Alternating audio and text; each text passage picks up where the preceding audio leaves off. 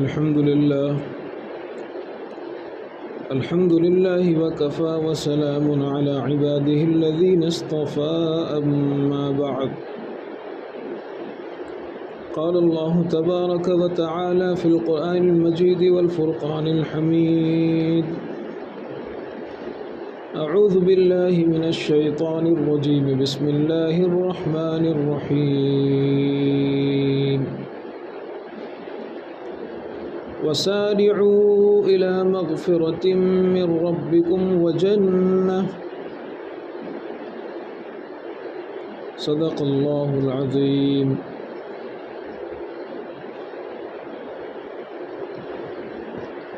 محترم بزرگوں اور دوستوں، اللہ تبارک و تعالی نے ہم سب لوگوں کو پیغمبروں کی زبانی یہ بتلا دیا ہے کہ یہ دنیا تمہارا اصل ٹھکانہ نہیں ہے، تم کسی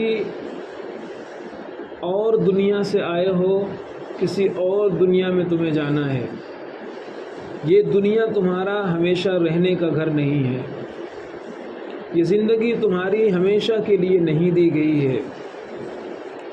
جن لوگوں کے پاس کوئی آدرش نہیں ہے، کوئی دھرم نہیں ہے، اور جن لوگوں کے پاس کوئی اس طرح کی آسمانی وحی نہیں ہے، وہ تو یہی سمجھتے ہیں کہ ہم اسی دنیا میں رہیں گے، ایک بار مر جائیں گے پھر دوبارہ آئیں گے، آوا گون اسے کہتے ہیں، آنا جانا لگا رہے گا۔ وہ یہ سمجھتے ہیں کہ اگر ہم کوئی پاپ اس دنیا میں کریں گے تو اگلے جنم میں کتا بن کر، بلی بن کر، گھاس بن کر، پودا بن کر، پیڑ بن کر ہمیں پاپ کی سزا ملے گی۔ یہ سب وہ چیزیں ہیں جو قرآن و حدیث کے خلاف ہیں، رسول اللہ کی تعلیمات کے خلاف ہیں، قرآن کے عقیدے کے خلاف ہیں، مسلمانوں کے عقیدے کے خلاف ہیں۔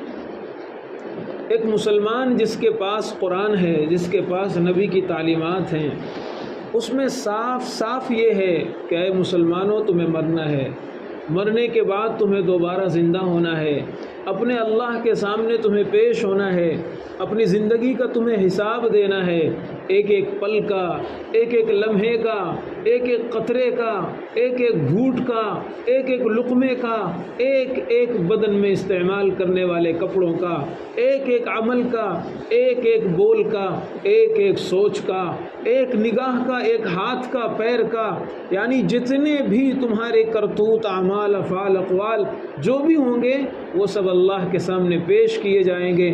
لا تزول قدم ابن آدم حتی یسأل عن خمس، انسان خدا کے سامنے کھڑا کیا جائے گا، اس کے پیر ہل نہیں سکتے، وہ کہیں بھاگ نہیں سکتا، وہ کہیں جا نہیں سکتا، اس سے پوچھا جائے گا تجھے خدا نے حسین زندگی عطا کی تھی، تجھے اللہ تبارک و تعالی نے اتنی بہترین یہ زندگی عطا کی تھی، اس زندگی کو تو نے اللہ کی مرضی کے مطابق استعمال کیا یا اپنی منمانی میں استعمال کیا؟ یہ سوال ہوگا اللہ تبارک و تعالی کی طرف سے، اس طرح سوال کیا جائے گا۔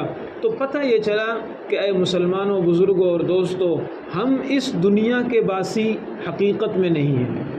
ہمارے آبا اجداد، ہمارے سب سے پہلے باپ حضرت آدم علیہ السلام وہ اس دھرتی پر اتارے گئے تھے، اس دھرتی میں نہیں تھے، وہ جنت سے آئے گئے تھے۔ تو جنت ان کا اصل جگہ ہے، ان کو پیدا کیا گیا جنت میں، وہ جنت سے آئے اور ہم سب کو انشاءاللہ جنت ہی میں جانا ہے۔ لیکن اللہ تبارک و تعالی نے اس کے لیے ہمیں امتحان کی اس جگہ میں بھیجا ہے جسے ہم دنیا کہتے ہیں، جسے یہ زندگی کہتے ہیں۔ اللہ تعالیٰ فرماتے ہیں کہ اے مسلمانوں، تمہیں اس دنیا میں آنے کے باوجود تمہارے مائنڈ میں ہر دم یہ فٹ ہونا چاہیے اور ہر دم یہ چلتے رہنا چاہیے، وَسَارِعُوا إِلَى مَغْفِرَةٍ مِّن رَّبِّكُمْ وَجَنَّةٍ عَرْضُهَا السَّمَاوَاتُ وَالْأَرْضُ، تمہاری اصل ٹھکانہ، تمہاری اصل پناہ گاہ اور تمہارا اصل مقام جنت ہے، تمہیں وہاں کی تیاری کرنا ہے، تمہیں وہاں جانا ہے۔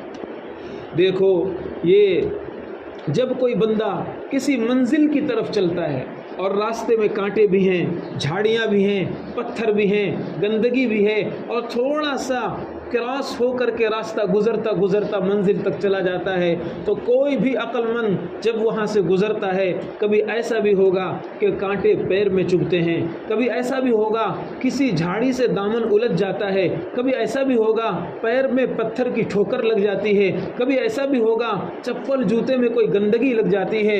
लेकिन वो बंदा इन्हीं चीज़ों में उलझकर अपनी मंजिल से बेखबर नहीं होता, अपनी मंजिल से बेखबर नहीं होता। वो धीरे से झाड़ी से कपड़ा उठाता है, हटाता है, दामन छुड़ाता है और फिर अपनी मंजिल की तरफ निकल खड़ा होता है। वो इन्हीं चीज़ों में अगर उलझ कर रह जाएगा और अगर वो ये सोचेगा कि मैं ये भी झाड़ी काट दूं, ये भी पहाड़ हटा दूं, ये भी रास्ता साफ कर दूं, वो कभी मंजिल तक नहीं पहुंच पाएगा। उसकी ज़िंदगी की शाम हो जाएगी लेकिन वो अपने मंजिल तक नहीं पहुंच पाएगा। इसीलिए बुज़ुर्गों और दोस्तों, हमारी मंजिल आखिरत है, हमारी मंजिल जन्नत है। और ये बहुत सारे खारदार झाड़ियाँ हैं, इसमें गुनाह भी हैं, इसमें परेशानियाँ भी हैं, इसमें उलझने भी हैं, इसमें दुनिया भर के डिप्रेशन भी हैं, इसमें दुनिया भर के टेंशन भी हैं। लेकिन इन सब से गुज़र कर हमें अपनी जन्नत की मंजिल को नहीं भूलना है। अल्लाह तबारक व तआला ने जो ये कुरान की आयत इरशाद फरमाई मुसलमानों के लिए, उसमें अजीब व गरीब अल्फाज इस्तेमाल किए गए हैं। वसारिऊ इला मग़फ़िरतिम मिर रब्बिकुम, ऐ लोगो लपक लपक कर चलो, तेज़ चलो और जल्दी जल्दी चलो जन्नत की तरफ और अपने रब की मग़फ़िरत की तरफ। ऐसी जन्नत अर्ज़ुहस समावातु वल अर्ज़, जिसकी चौड़ाई ज़मीन व आसमान के बराबर है। सोचने की चीज़ ये है कि मुसारात, सारा युसारिउ मुसारातन, सारिउ अरबी का लफ्ज़ है, इसके माना आते हैं किसी चीज़ की तरफ लपकना, एकदम से जल्दी से उठाना। जैसे मिसाल के तौर पर कोई बच्चा हो, गार्डन में खेल रहा हो, बाप यहाँ किसी से बात करने लगा, थोड़ी देर में बाप की निगाह पड़ी कि एक कुत्ता मेरे बच्चे की तरफ आ रहा है और उसकी तरफ लपकना चाहता है। कुत्ते के झपटने से पहले बाप लपक कर अपने बच्चे को अपनी गोद में उठा लेता है। ये सारिउ है। अल्लाह कुरान में फरमाते हैं कि तुम ऐसे झपट झपट कर, लपक लपक कर, जल्दी जल्दी नेक काम किया करो, उसमें सुस्ती मत किया करो, उसमें गफलत मत किया करो, उसमें आज और कल पर उसे मत टाला करो। जैसे तुम अपने बच्चे के बचाने में कितनी देर लगाते हो, फौरन लपक करके उसको उठाते हो, ऐसे शैतान जब तुम्हें बहकाए कि चलो यार आज से नमाज नहीं शुरू करना, कल से शुरू करेंगे, कल जुमा है, कल नहा धो करके नमाज शुरू करेंगे, और अगर शैतान तुमको बहकावे यार अभी तो दाढ़ी के बाल काले हैं और अभी तो हमारी जवानी है, अभी तो खेलने कूदने के दिन हैं, अभी तो मौज मस्ती के दिन हैं। बुजुर्गों और दोस्तों, ये सब शैतान के ख्याल हैं। अल्लाह कुरान के इस लफ्ज़ से हमें आदेश देना चाहता है, झपट दो, इन सब ख्यालात को रद्द कर दो, इसलिए कि तुम्हें नहीं पता तुम अगली सांस इस दुनिया में ले पाओगे कि नहीं ले पाओगे। तुम्हें नहीं मालूम कि तुम्हारी अगली सांस इस दुनिया में आएगी या नहीं आएगी। अल्लाह तबारक व तआला किसी वक्त भी हमारी जान को ले सकता है, हमारी रूह निकल सकती है। इसलिए कुरान का ये लफ्ज़ बता रहा है सारिउ इला मग़फ़िरा। कोई भी इस तरह का मौका आए, नेकी का मौका आए, फ़ौरन उस नेक काम को कर लिया करो, उसको आज कल पर मत टाला करो। ये हमारी बहुत बड़ी कमज़ोरी है और ये हमारी बहुत बड़ी कमी इस माना करके है कि हम अपने ज़रूरी कामों में आज कल नहीं करते। मसलन हमारा बड़ा पेमेंट किसी के ऊपर पड़ा हुआ है और वो हम ऐसा सोच रहे हैं कि अगर मिसाल के तौर पर मेरा ये पैसा उससे नहीं निकला तो हो सकता है मेरा ये पैसा डूब जाए, मेरा ये माल डूब जाए और मुझे ये पैसा ना मिले। तो हम कोशिश करते हैं कि किसी तरीके से उसकी मुलाकात हो जाए, बार बार उसको फ़ोन करेंगे, बार बार उससे मिलने की कोशिश करेंगे, अपने दोस्तों को लगाएंगे और बार बार कोशिश करके वो किसी ऐसे वक्त बुलाएगा। मान लीजिए हम थक हार करके कारोबार से, जॉब से अपने घर आते हैं और फिर उसका फ़ोन आ जाता है कि अगर تمہیں پیسہ چاہیے تو ابھی آنا پڑے گا. ہماری سستی دور ہو جاتی ہے, ہماری تھکان ختم ہو جاتی ہے, ہماری بھوک مٹ جاتی ہے, اور ہمارے بدن میں جو چور چور بدن ہو رہا تھا اب اچانک اس میں پھرتی آ جاتی ہے, چستی آ جاتی ہے, اور ہم اسی وقت اپنا پیمنٹ لینے کے لیے, اپنے پیسے لینے کے لیے اس شخص کے گھر چلے جاتے ہیں. اللہ کے بندو, اے مسلمانوں, ہمارے ذہن و دماغ میں چند کوڑیوں کی اتنی وقعت ہے, یہ سکوں کی اتنی وقعت ہے, ان پیسوں کی اتنی وقعت ہے کہ ہماری سستی ختم ہو جاتی ہے, بھوک مٹ جاتی ہے, تھکاوٹ دور ہو جاتی ہے. اللہ کا قرآن کہتا ہے دنیا ساری مل کر کے اللہ کے نزدیک مچھر کے پر کے برابر نہیں ہے. ساری دنیا مل جائے جنت کے ایک گلاس جام کے برابر نہیں ہے. اللہ اس جنت کی طرف ہمیں بلا رہا ہے. اے مسلمانوں, سستی چھوڑ دیا کرو, غفلت چھوڑ دیا کرو. سارعوا الی مغفرۃ من ربکم وجنہ, اپنے اللہ کی جنت کی طرف لپک لپک کر تیز گامی کے ساتھ بڑھا کرو.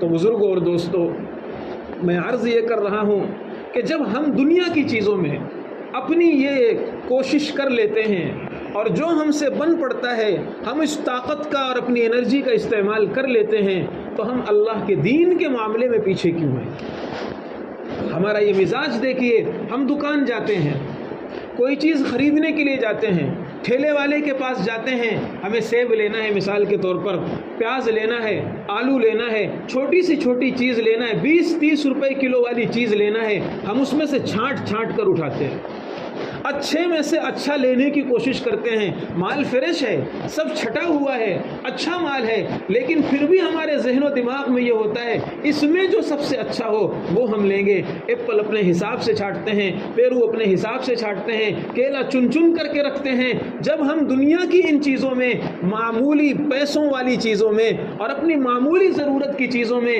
اچھے سے اچھا لانے کی کوشش کرتے ہیں, ہم اپنی نمازوں کے بارے میں, ہم اپنے قرآن کے بارے میں, ہم تلاوت قرآن کے بارے میں, اپنی نمازوں کے بارے میں, اپنے معاملات کے بارے میں, اپنے اللہ کی نظر میں اچھے سے اچھا بننے کی کوشش کیوں نہیں کرتے؟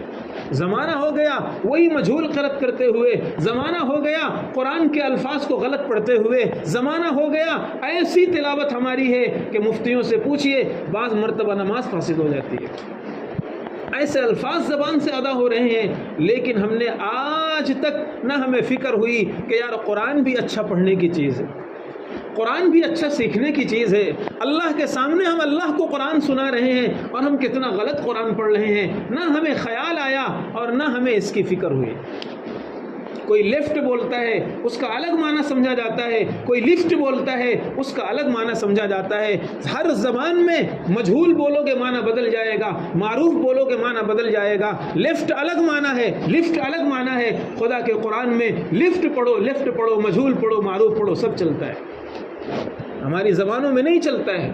ہماری زبانوں میں ہم سمجھتے ہیں کوئی لفٹ بولنے والا ہو اور وہ لفٹ بول دے, ہنسنے لگتے ہیں, مذاق اڑانے لگتے ہیں کہ تجھے انگلش نہیں آتی, تجھے لینگویج نہیں آتی, تجھے بولنا نہیں آتا ہے. اور اللہ کا قرآن برسہ برس ہو گئے اسی مجہول پڑھتے ہوئے. کیا ہم اپنے معاملات میں جب ہم سیب کے بارے میں چاہتے ہیں کہ ہم اچھے سے اچھا لائیں, تو کیا اللہ ہمارے بارے میں یہ نہیں چاہے گا کہ تم اچھا سے اچھا قرآن پڑھو؟ ہم اپنے معاملات کو, اپنی ساری چیزوں کو ایک مسلمان کے حساب سے اچھے میں سے اچھا ڈھالنے کی کوشش کریں. ہمارے معاملات کتنے خراب ہیں, ہمارا رویہ کتنا خراب ہے, ہمارا طور طریقہ کتنا خراب ہے. اور ہم تھوڑی دیر کے لیے اگر ہمارے اندر جوش بھی پیدا ہوتا ہے, جذبہ بھی پیدا ہوتا ہے, تو اگلے لمحے اسے شیطان ٹھنڈا کر دیتا ہے. تو میں عرض کر رہا تھا کہ قرآن نے جنت کے لیے جو لفظ استعمال فرمایا انسانوں کو خطاب کرتے ہوئے, وَسَارِعُوا إِلَىٰ مَغْفِرَةٍ مِّن رَّبِّكُمْ وَجَنَّةٍ, تیز تیز چل کر کے, کوشش کے ساتھ لپک لپک کر, جھپٹ جھپٹ کر وہ کام کیا کرو. اللہ کے نبی صلی اللہ علیہ وسلم نے اپنی روایات میں, اعمال میں, افعال میں اس چیز کو اور کھولا ہے. ایک حدیث ہے, اللہ کے نبی صلی اللہ علیہ وسلم خواتین کو نصیحت کرتے ہوئے فرما رہے ہیں. ایک خاتون ہے, انہوں نے سوال کیا, آپ نے فرمایا لا تحقرن من المعروف, کہ تم یہ سوچا کرو کہ چھوٹے سے چھوٹا کوئی بھی نیک عمل اس کو کبھی معمولی سمجھ کر کے نظر انداز مت کر دینا, اگنور مت کر دینا. چھوٹے سے چھوٹا کوئی گناہ اسے معمولی سمجھ کر کے کر مت لینا، اس لیے کہ آگ جب بڑی لگتی ہے تو اس کے پیچھے چھوٹی سی چنگاری ہوتی ہے۔ 1 لاکھ 1 کروڑ اس کے پیچھے 1 سے شروعات ہوتی ہے، 1 روپے۔ تو یاد رکھیے کوئی بھی اچھائی ہو، اللہ کے نبی صلی اللہ علیہ وسلم نے سکھایا کہ اس اچھائی کو، چاہے وہ معاملات کے قبیل سے ہو، نیکی کے قبیل سے ہو، دینے لینے کے قبیل سے ہو، اللہ کے نبی صلی اللہ علیہ وسلم نے تو یہاں تک فرمایا تصدقنا ولو فرسن شاۃ۔ عربی میں جو لفظ ہے فرسن، میں آپ کو بتاتا ہوں کیا اللہ کے نبی صلی اللہ علیہ وسلم نے کیا سکھایا ہے۔ جو جانور کا، بکری کا کھر ہوتا ہے، اور پیر کی جو کھر ہوتا ہے، ناخن کا حصہ بکری کا، اس میں اگر کھال چھیل دیا جائے، اور کھال چھیلنے کے بعد جو تھوڑا سا گوشت چڑھا ہوتا ہے ہڈی کے اوپر، اس کو فرسن کہتے ہیں۔ اللہ کے نبی نے فرمایا اگر کسی کو صدقہ کرنے کے لیے، کسی کو کوئی چیز دینے کے لیے، کسی کے پاس کچھ بھی نہ ہو، اتنا معمولی سا گوشت ہو جو پتلا پتلا ہڈی پر چڑھا ہوتا ہے، پیغمبر نے فرمایا یہ بھی دے دیا کرو، اس میں بھی حقیر مت سمجھا کرو، اس کو بھی معمولی مت سمجھا کرو۔ اور اللہ کے نبی صلی اللہ علیہ وسلم نے اپنے صحابہ کو یہ چیز سکھائی ہے، صحابہ کو یہ چیز سکھائی ہے۔ چھوٹی سے چھوٹی چیز ہو، ہم آج اور ہم اپنے جس ماحول میں جی رہے ہیں، ہم اگر چاہیں تو بہت سی نیکیاں کما سکتے ہیں، بہت سی چیزیں چھوٹی چھوٹی کر سکتے ہیں، لیکن نہ ہمارا ذہن اس طرف جاتا ہے اور نہ ہم وہ کرنا چاہتے ہیں، ہمارا ذہن بھی اس طرف نہیں جاتا۔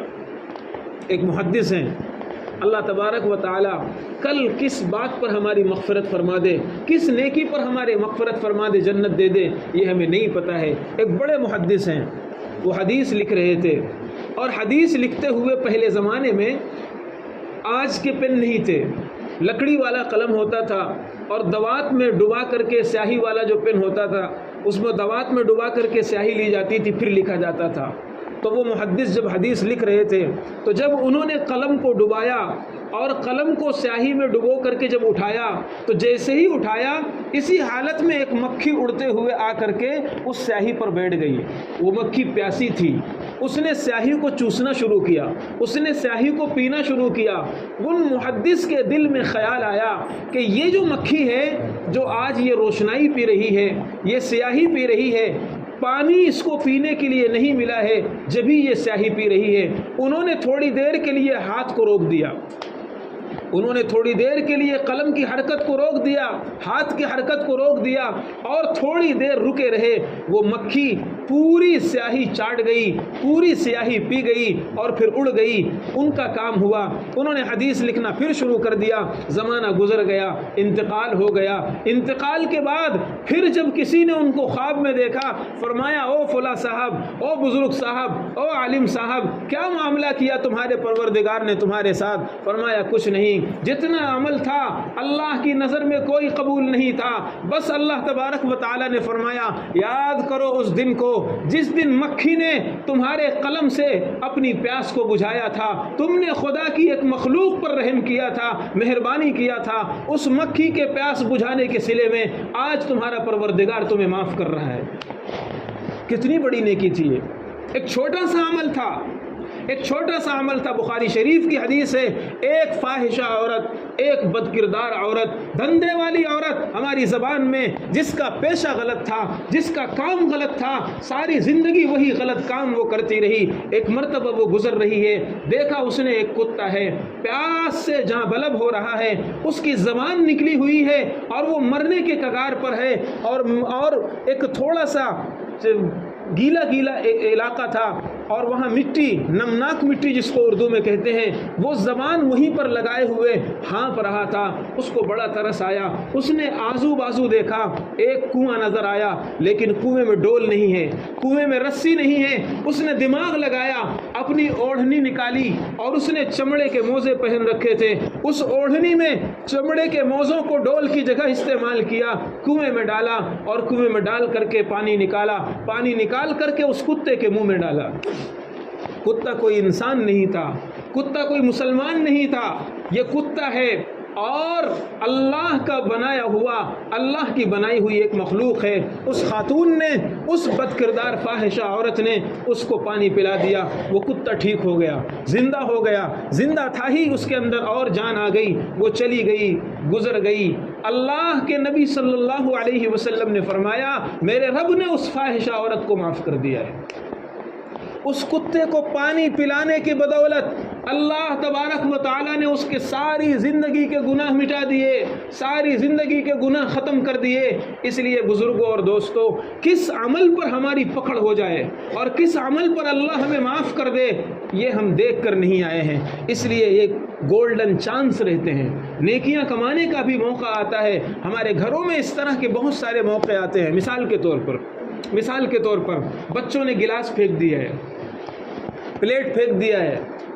اب ایک تو یہ ہے کہ ہم بیٹھے ہوئے ہیں اور ہمارے دماغ میں یہ ہے کہ ہماری بیوی ہے، وہ اٹھائے گی، اس کے ہاتھ میں کام ہے، وہ جب فارغ ہوگی وہ اپنا گلاس اٹھا کر کچن میں رکھے گی، پلیٹ اٹھا کر کے بیسن میں ڈالے گی، جو بھی وہ کرے گی۔ اور ایک یہ طریقہ ہے کہ ہم فری بیٹھے ہوئے ہیں، وہ کھانا بنا رہی ہے، روٹی بنا رہی ہے، اس کا ہاتھ بزی ہے، کام میں ہے، ہم فری بیٹھے ہوئے ہیں۔ ہم اس نیت سے کہ اللہ کی اس نیک بندی کو میں تھوڑا سا راحت پہنچا دوں، میں تھوڑا سا آرام پہنچا دوں، ثواب کی نیت سے اگر گلاس اٹھا کر کے کچن میں رکھ دیا جا رہا ہے، خدا کے فرشتے یہ بھی ثواب لکھتے ہیں، اللہ کی نظر میں یہ بھی نیکی ہے۔ اور آج اس نیکی کو حقیر مت سمجھیے، آج اس نیکی کو معمولی مت سمجھیے، اس لیے کہ ہو سکتا ہے اللہ قیامت کے دن انہی نیکیوں کے بدلے میں معاف کر دے۔